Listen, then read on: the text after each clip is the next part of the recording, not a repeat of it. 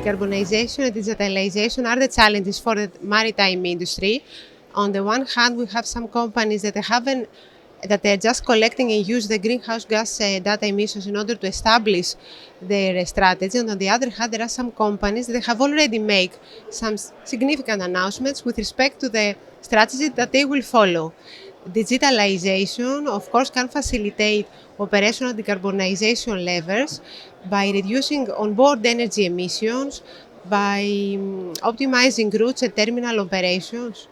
Now, the data is a great source for the companies, as through the data you can make decisions and you can monitor, control, have quality assurance, and also verify the actual situation of the vessel.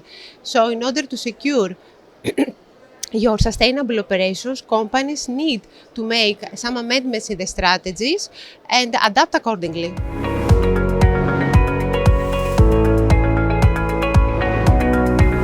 Actually, seafarers are at the front of the decarbonization challenges, and actually they are the first one that they will cope with the new equipment, with the new technologies, and with the new alternative fuels. Okay, definitely there is a lack with respect to the training procedures and processes and to the training programs, and the existing programs that they already exist, they are not fully prepared in order to cover all the competencies that they are required for the alternative fuels. I would say that we need to have a collaborative approach in order to also incentivize the training providers to make the relevant changes at the training programs. We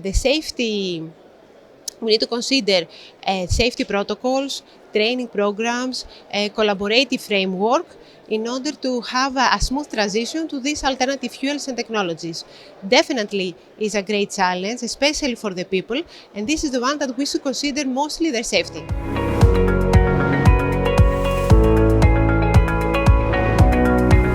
ABS sixth annual outlook actually highlights that there is a pivotal role for the alternative fuels and for the energy efficiency technologies in order to meet 2050 requirements.